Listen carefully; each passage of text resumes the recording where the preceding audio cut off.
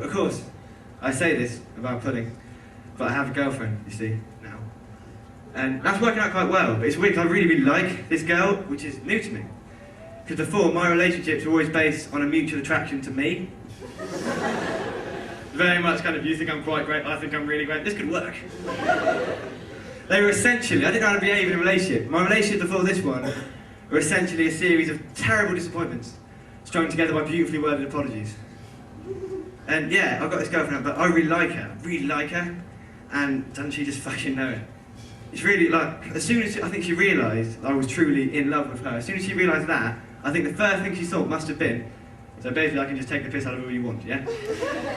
Because my relationship is like, imagine a game of Tekken, but where one character has just one move, which is smile and hug. And their health bar does not deplete. So it's like...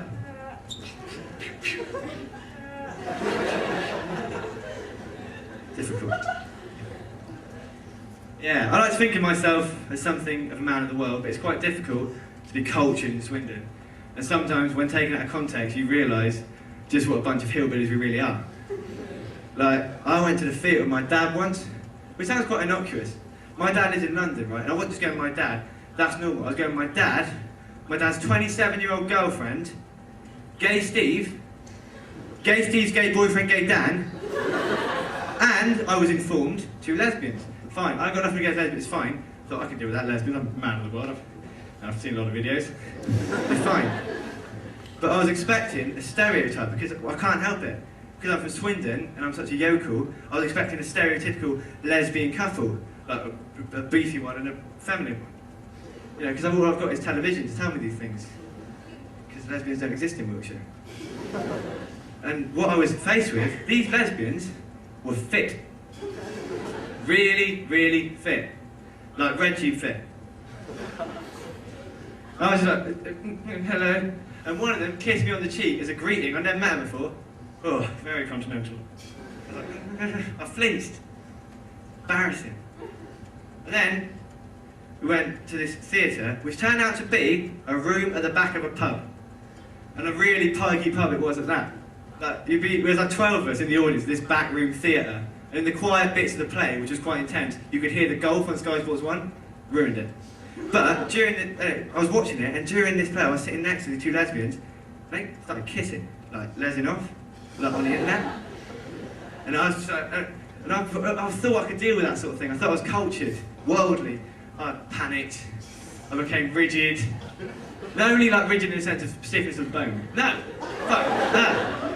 I was just nervous, all right? If anything, it went in. I know people go, oh, I sat on my balls. It was hard not to, because that was all that was showing. If that was bad enough, after that performance, that play, we went on to a pub. We ended up doing shots. I don't know if any of you have ever done shots with your dad, a woman who's half his age, 2 gay men and 2 lesbians. But it can get a bit messy. And also, you may notice when you're really, really drunk, the boundaries between relationships tend to fall. I'll give you an example. I was really drunk. Me and my stepmom had a thumb war. And I did the thing where you get 1, 2, 3, 4, I don't know, thumb war. Then I went, 5, 6, 7, 8, I use this hand to masturbate. And she went, I wonked your dad off with this hand. Yeah, that's literally true. I wish I was lying. Awful. Also, right, the other week I took my girlfriend to London to meet my dad and stepmum. As we walked in, my stepmum, who's now 28, she's growing up so fast, she went, oh, do you want a drink? We've got tea, coffee, vodka.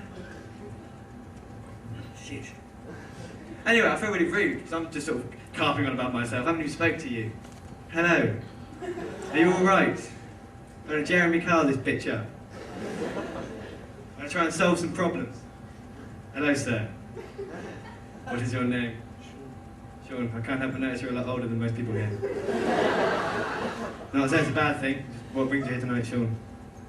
I've got a chicken in the oven. You've got a chicken in the oven? Wait a minute. Oh, I see. A dig from Sean. Sean has turned things hostile very quickly. Sean, what do you do for a living? I'm an engineer. An engineer. Is that alright? How's the recession hitting you? Alright?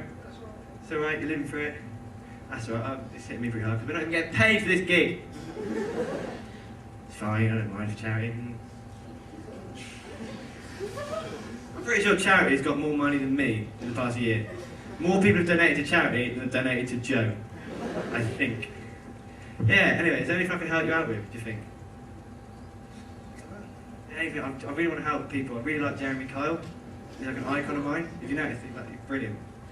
So he just solves people's problems by shouting at them. I would like to shout at you and solve a problem. Is there anything I can help you with? You're a content and happy man. You're living a perfect dream life. Yeah, well, fair enough. The man next to you is scarier than you. I will not address this man. I will move on.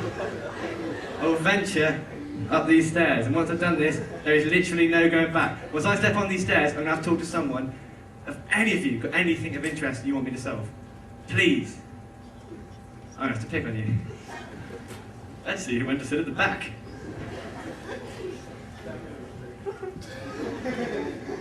Hello there, sir. And what is your name?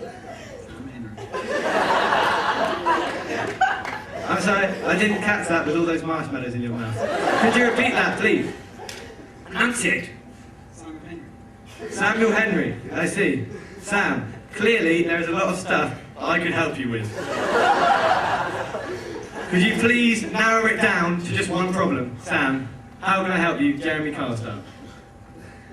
You'll choose one problem, you know. I will start.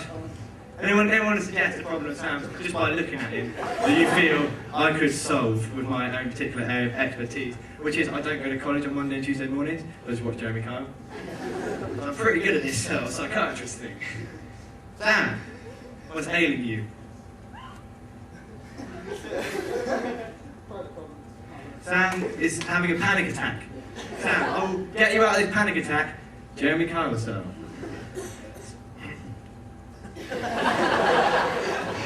Sam, you are selfishly having a panic attack. With any thought of what this would imply for your friends and your family. Sam, you need to sort it out, go backstage, we'll be back with the DNA test results, see if you are actually a human.